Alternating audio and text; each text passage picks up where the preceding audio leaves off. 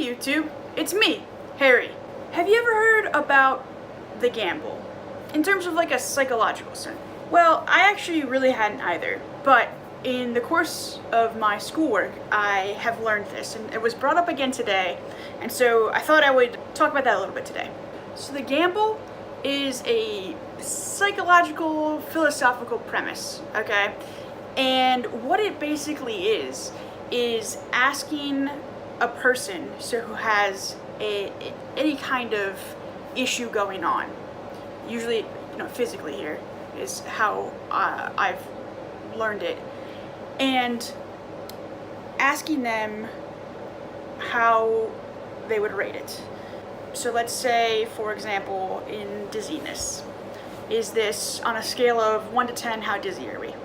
So then you've got that rating or whatever, but from there you are going to be asking, okay, if I could make this better, how many years off of your life are you willing to take? So for someone who is very dizzy, they might say, you know what, 20 years off my life if I could live the next however many years, obviously depends how old they are, without any issues. And obviously, the greater that number, usually the greater than that issue is for them.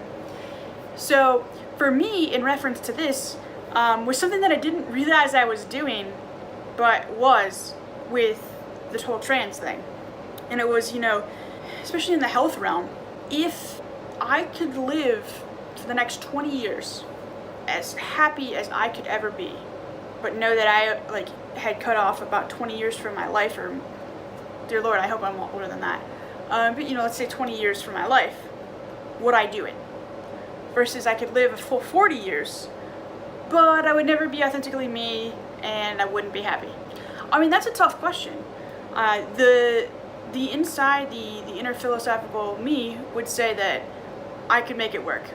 I could figure out how to make that happen, and I could mentally be better than that. But I haven't lived that many years, and I'm not that old, but especially in the past couple of years, I've realized that it's really not worth it if you're not happy, and if you aren't given that opportunity of hope and for happiness in the end. Because mediocrity just sucks at the end of the day. You get through, that's cool, but I mean, would you rather live a long life or would you rather live a fulfilling life? And that's really coming to me, it's a fulfilling life. So if taking hormones puts me down, so I don't live 5 more years, that's worth it, I think. And I never would have said that before. I probably would not have said that. But I think now it is, because I can see in just the past couple of months how much happier I've been and how much easier life is when you're not super depressed and you're not struggling with dysphoria every day that is just basically just crumbles you. It makes it so much easier. It makes it worth it, because you can actually have friends and you can have social interactions and you can wake up in the mornings and be productive and not live in basically a basement practically, because you wake up in the morning and it's dark, and you wake up and go to sleep, and then you wake up again and it's night and it's dark. It makes it so much easier when you see daylight, you're outside, you're happy. There's a lot to that, and a lot to be said. I mean, would you live in solitary confinement if it meant you could live for 200, 300 years? No, I wouldn't. I'd live for a good, happy, 20 years comparatively, if that's what my options were, for sure. And I just thought that was a good thing for me to think about, and to realize that it's okay. It's okay to make this decision, and it might suck. Certain things are really gonna suck about this. It's gonna really be hard to talk to people and tell friends and tell family and to be authentic throughout life.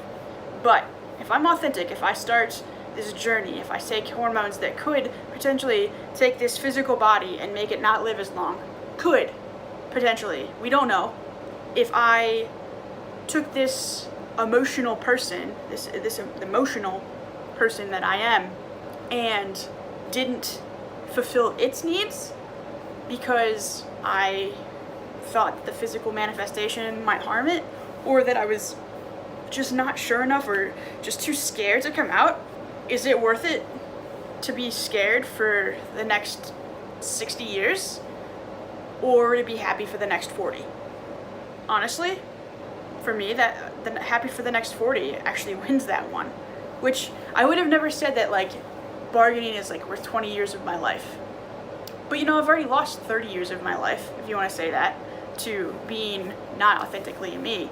And I know anything before probably puberty, like I was happy, and it's not a waste. I've learned so much, and I cannot imagine being a young person going through and trying to figure out the whole trans thing. I mean, that sounds awful.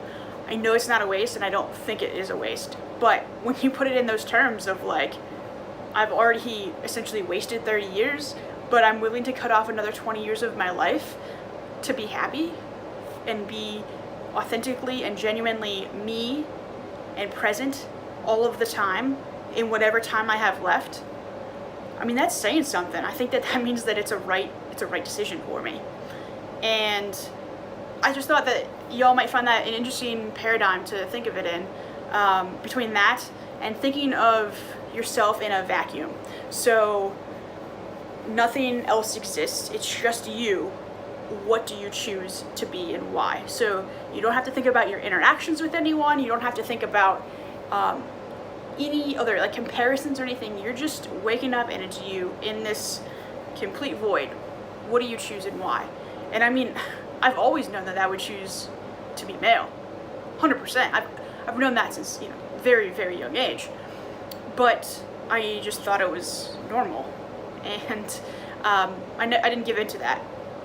But when you really step back and think about it, it's actually the social constraints that make me not want to be this trans person or to be male, because it just seems so much harder, right? It seems almost insurmountable that I'd have to go through all of this stress and all of this whatnot because I'm going against the social norms. And honestly, at the end of the day, what it ends up being is that I just feel like a person. I'm a freaking person here. Yeah, I happen to have gender that maybe doesn't align and isn't congruent with what my brain is. At the end of the day, I'm just a person. And that's what I want to be seen as. And I want to be seen as authentically and confidently me. And that's where society gets us in trouble, you know? But at the end of the day, I think those two exercises have really helped me to work through some of my thoughts and emotions and apprehensions, honestly. And so if you have other tips and hints and ideas on how to kind of have these little brain experiments, thought experiments, let me know. Shoot me a message, leave a comment. If you liked one of these ideas, let me know. And hopefully we can help more people with that. But those are just two of the things that I had been exposed to recently and just wanted to come on here and talk about, and have helped me to figure out and guide me into understanding that this is something that I do feel passionately about, and it's not just like a phase, or it's not just anything that's wrong with me. It's legitimately part of who I am, and it just makes it a lot easier to grapple with at that point. It's not a fad that I'm choosing or something, which I know when I say that aloud that sounds crazy, but that's legitimately what a person can think of when you're surrounded by a bunch of naysayers all day, every day. So think about the gamble, think about that vacuum, let me know what's up, and I'll catch you later. Bye now.